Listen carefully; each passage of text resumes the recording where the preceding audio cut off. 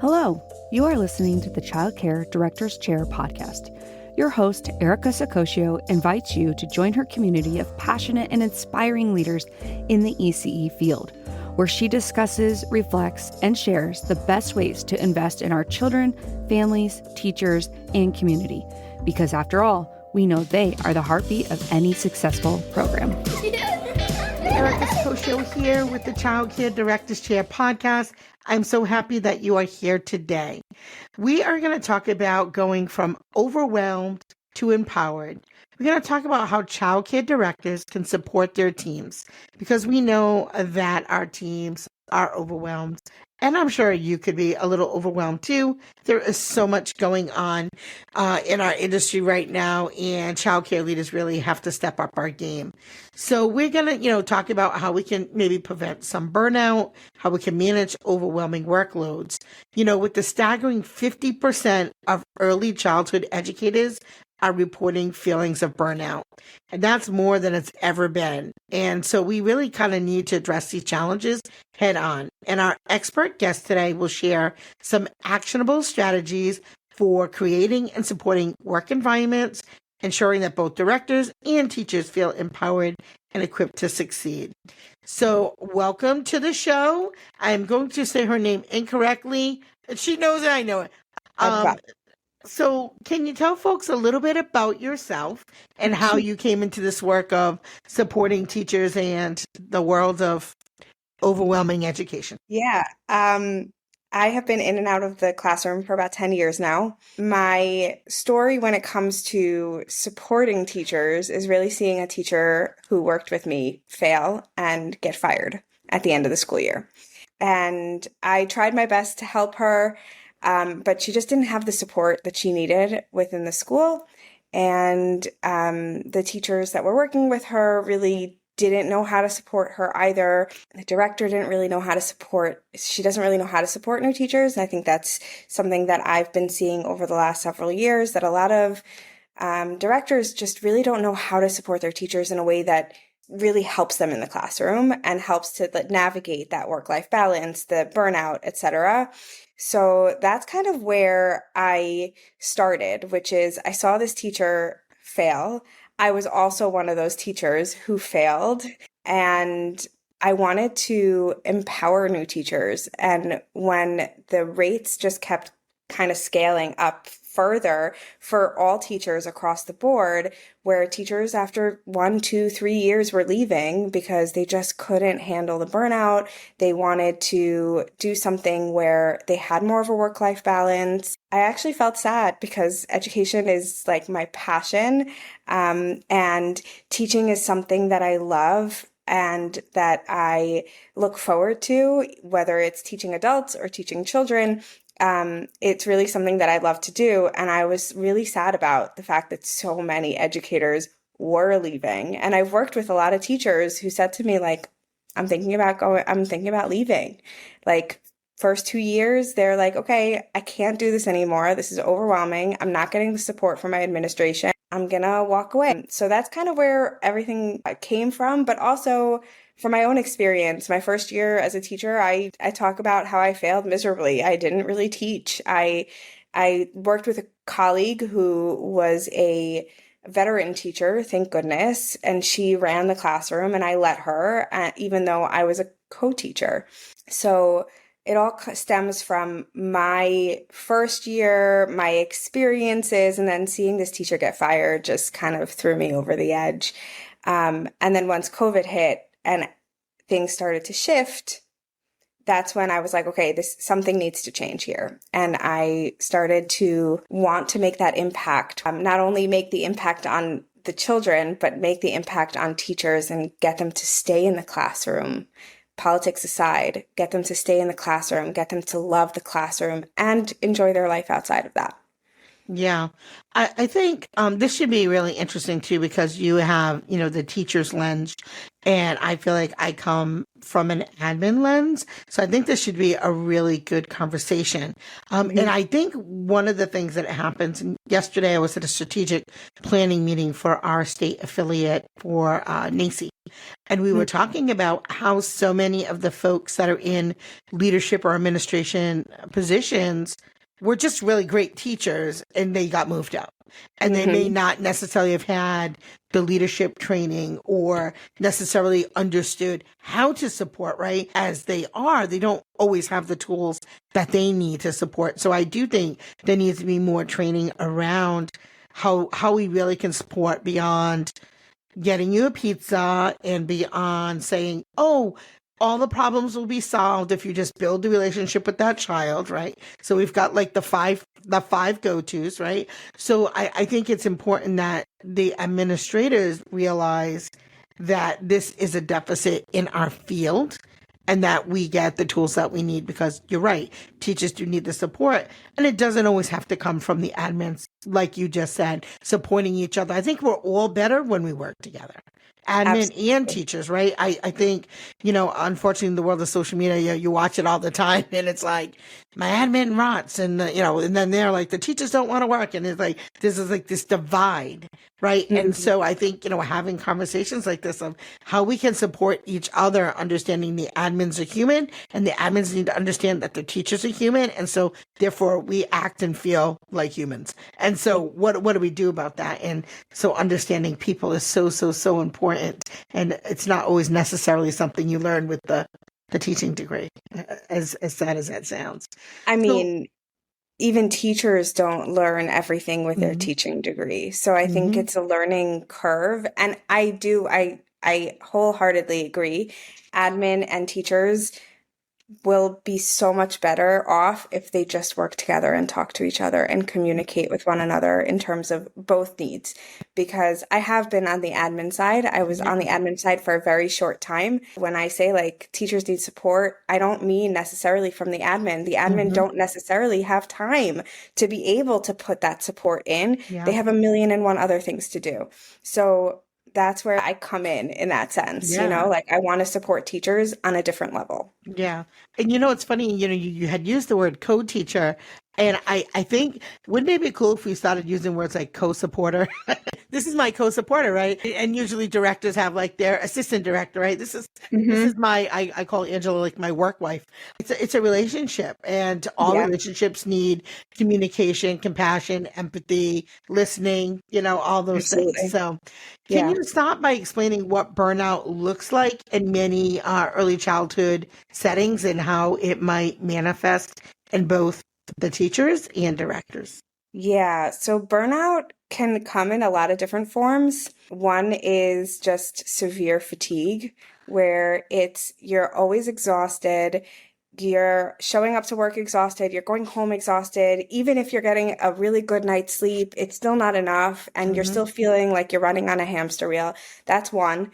You could be getting headaches on a consistent basis, and that's when I knew I was burnt out as a Hmm. teacher. I was getting migraines on a consistent basis, and I couldn't figure out why. Weekly migraines, a lot of times those things like that pops up. And there's also just a lack of motivation. You show up to work and you're like, nah, I don't really feel like doing this. And you're not showing up the way you want to as a teacher.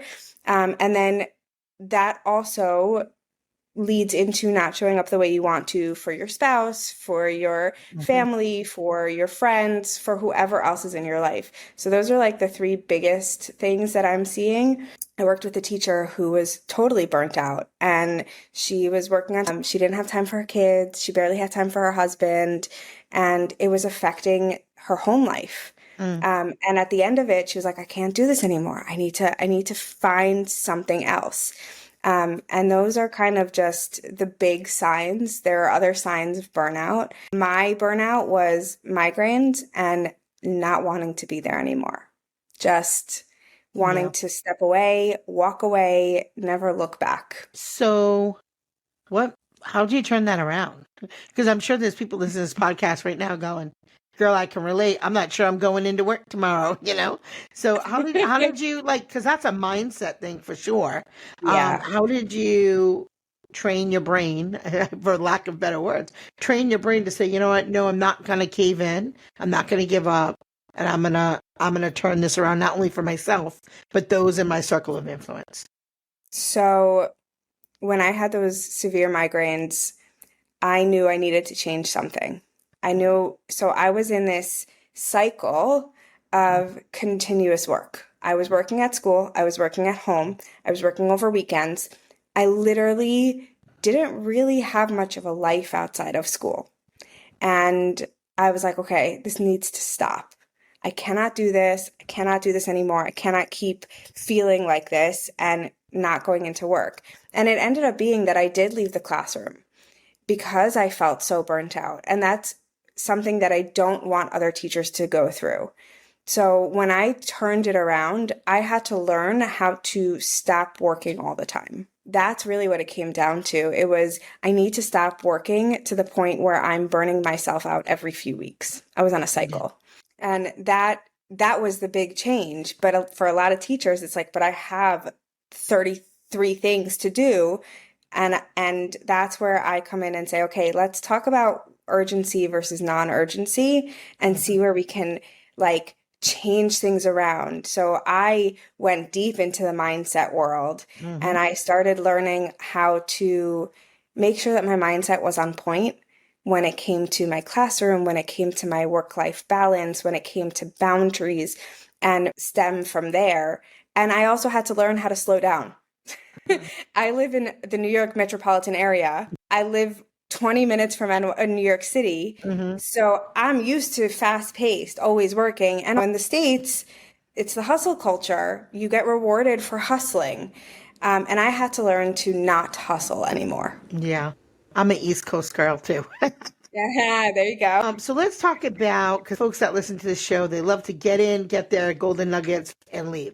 So, Yeah. what are some actionable steps that directors can take to create a more supportive and less stressful work environment for their teachers? Because the teachers have to take some of the responsibility of their own way that they're running their life and time blocking and prioritizing all that.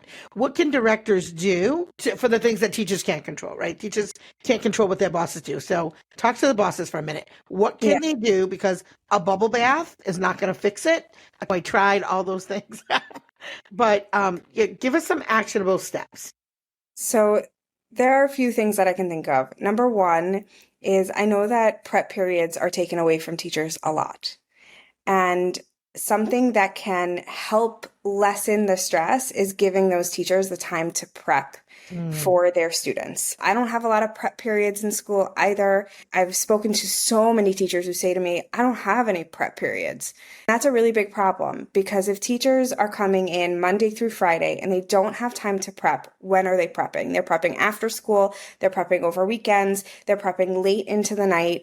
And how are they supposed to show up the next day if they're doing all this work after school, after being in school with young children who they're teaching and they're motivating to learn and whatever? That's number one.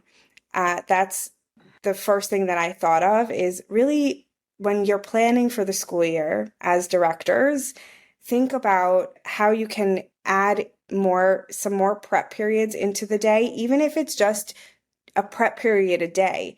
That's still more helpful than none or than having just 2 per week. Those are things that I think are important. I also have heard from other teachers that their administration or their directors are telling them that they should be working outside of school. And I think a big thing for administrators also is respect your teachers' boundaries. So just like we want to be respected in terms of our boundaries, this isn't, anybody specific. It's just, okay, if your teacher is saying to you, like, it's too much, I can't handle it, and I need time outside of school to be able to just do me and work on my life outside of school, find solutions for the teacher. Like what I've noticed is when I used to go to my boss about overwhelm is I didn't really get any solutions. I hear you, I understand where you're coming from, but I didn't really get any kind of solution to the overwhelm and the stress. And I think that, listen, like, not everybody's going to have that solution, and that's okay. But if you don't have the solutions, then find ways to give them that solution, whether that's through mentorship or through some kind of professional development workshop, something to help them manage that workload, manage that overwhelm. And then one more thing that I could think of is in terms of professional development, and I know you had questions about that as well, is get feedback from your teachers about the professional development. Ask them what they got from it, if they found it useful, what they want to hear in professional development. It's so important that teachers get what they need inside of that professional development. And a lot of times, from what I've noticed, is professional development isn't always helpful, isn't always something that teachers can implement into the classroom. It doesn't always relate. And especially as early childhood educators, we go to professional development, and a lot of times those professional development workshops are not even for us. They don't relate to us. So it really depends on the PD. And that's why I say, like, get feedback from your teachers. Ask them what they want to hear about, what they want to learn, what kind of environment they want in a professional development workshop that come to mind to help ease that burnout, ease that stress. And with new teachers, get them a mentor. Get them a mentor that they can talk to, that they can get support from, that they can really rely on. I've seen so many teachers on like Facebook groups saying, my mentor is great, but I don't have any time. We don't have any time to meet. They're too busy. They don't know my specialty that I'm working on with my kid. Make sure that the mentorship is good and tight. And if you don't provide that mentorship program, then give them the opportunity to invest somewhere else so that they can get that mentorship. Even if I know that there are budgets for that kind of stuff. So think about those kinds of opportunities where you can hire someone outside to help those new teachers.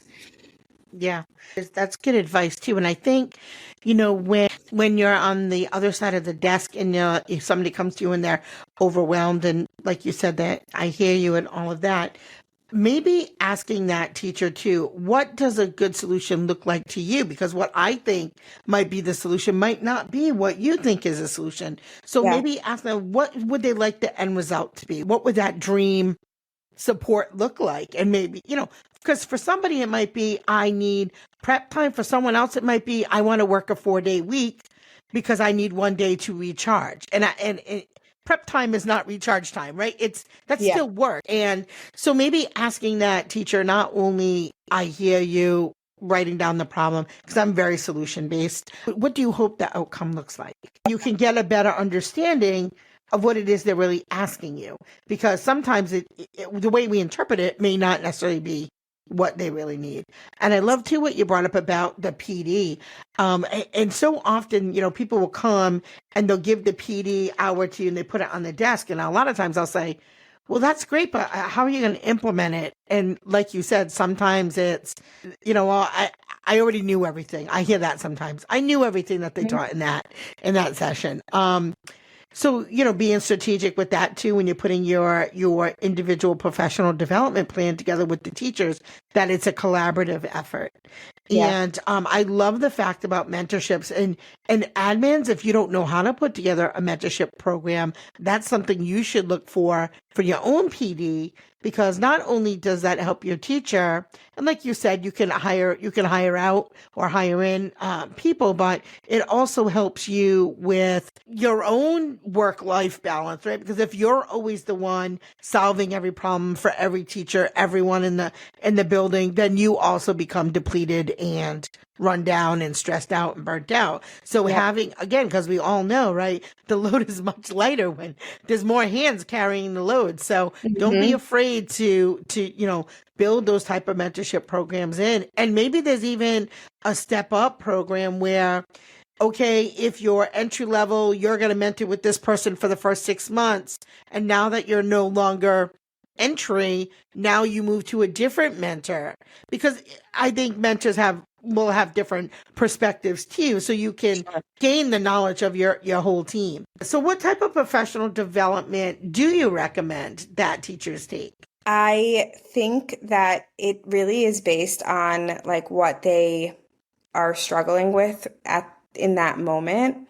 I think workshops can be really effective when the person who's running it knows how to collaborate and invite the teachers to be a part of that workshop. I think courses can be a wonderful way for teachers to learn on their own and take whatever they want out of that course and implement it into their classrooms. I also think that like a mentorship program could be professional development, because what are you doing with your mentor? You're learning. You're taking things that they didn't know at the beginning and they're giving to you as tools, and you're implementing those tools. So all of those things can be really great. You have to know how to navigate those waters. And if you need help navigating to make sure that you're, going to the right person for the professional development that you're looking for, you can always reach out to admin. You can always reach out to other teachers, see if they've taken that workshop, that course, that retreat, that whatever it is. I think that's number one. I think that's it. You brought up something that I thought was really interesting that I had really never thought of, but I'm glad you brought it up. So if you put together a mentorship program and making that tie with PD, so many states, for PD to be counted, it has to go through a workforce registry approval in some way in your state. If you're working in early childhood, at least in Rhode Island, I know there are other states like that too. So put together a really robust program, send it to the agency that approves PD. And then when your teachers are getting that mentorship, they also are earning the required PD as well. So it's almost like it's a win-win all the way around. And it can also help you for budgetary reasons. If you can't always afford to send people to conferences, because let's face it, they're not always free, or you can't really afford to bring somebody in, maybe you can have one or two trainers that you cultivate, because we always want to grow our team, right? You cultivate within your program some very specific trainers that help with onboarding. And don't forget your folks who've been here a long time, because we tend to do that too. Like we give all the eggs to all the new folks, right? All the mentorship to the new folks, and the lady who's been here for 10 years gets nothing. So make sure that you're spreading that love and wisdom and resources to everyone on your team, because you can get burnt out in year 10 just as easy as year 1. So be really in tune with that. Oh my goodness, I can't even believe it's so quick. I'm looking at the clock. We're like 4 minutes up. Let's talk about work-life balance. How can directors model and encourage a healthy work-life balance for their staff? I think the first thing to do is directors need to also have boundaries. I talk about this with teachers, and it's so funny because the director that is within the school that I work at said to me, she follows me on my social media. And she said to me, she's like, I took your advice. And I was like, what do you mean? What advice did you take from me? She goes, you keep talking about boundaries on social media. And I started to set boundaries with parents about my evenings. I love it. So I was like, oh, I love that. Thanks for sharing. I'm so glad you got something out of it. I think it can be really hard to set those boundaries as directors. Like, you have so much to do. You have not enough time during school, and parents are reaching out to you at all hours of the day and night, right? But it can be a challenge to be available 24/7, even more so than setting those boundaries. And honestly, when you are available 24/7, you end up in that burnout cycle. So why not set the boundaries, even if it's not an 8 to 4 kind of boundary like a teacher would? Set it to, 8 to 6 and say, okay, after 6 p.m., I'm with my family. And then maybe once my kids are sleeping at like 8:30, I'll get on for an hour. Give yourself make those boundaries and stick to them. I know that's easier said than done, but boundaries is a great thing to have in place during the school year as a director, as a teacher. Yeah. I know I have them. I had them when I was in the admin position, and I have them now. And even as a business owner, like, I have them. I have to have them. Otherwise, I will run myself to the ground. I think that's something that so many educators struggle with. And as you said at the beginning, admin go from teaching into the administrative role a lot of times. Most admin do exactly that. And the boundaries you had as a teacher don't necessarily transfer when it comes to being a director. So you have to find, your happy medium to help that. And those boundaries will create that work-life balance for you.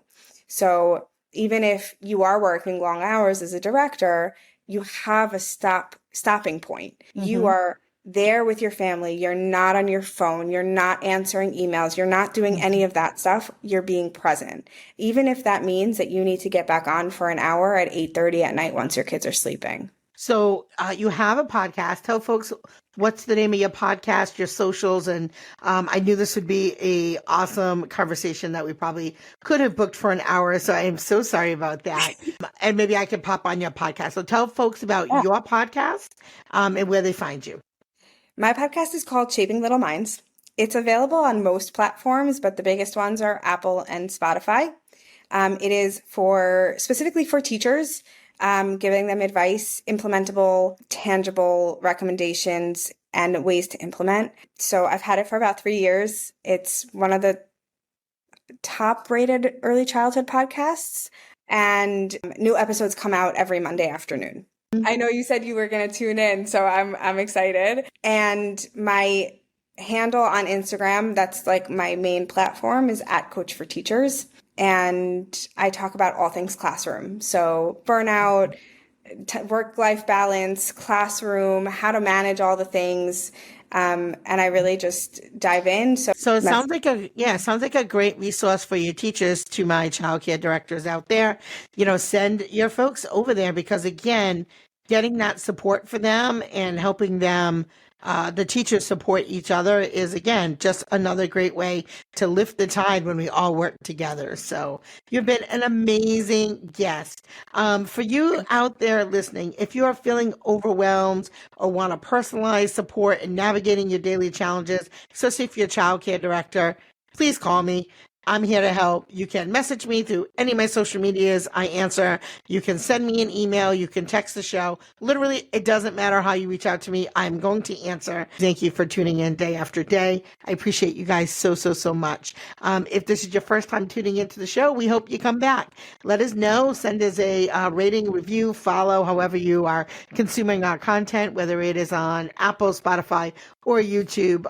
And as always, it's the small details that make a big impact on the success of your childcare business.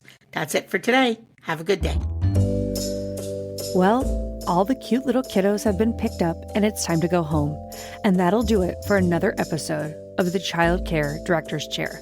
Please leave a review so Erica knows the information is helping you to manage and improve your childcare centers. Remember to subscribe to get the latest episode from Erica's Child Care Director's Chair.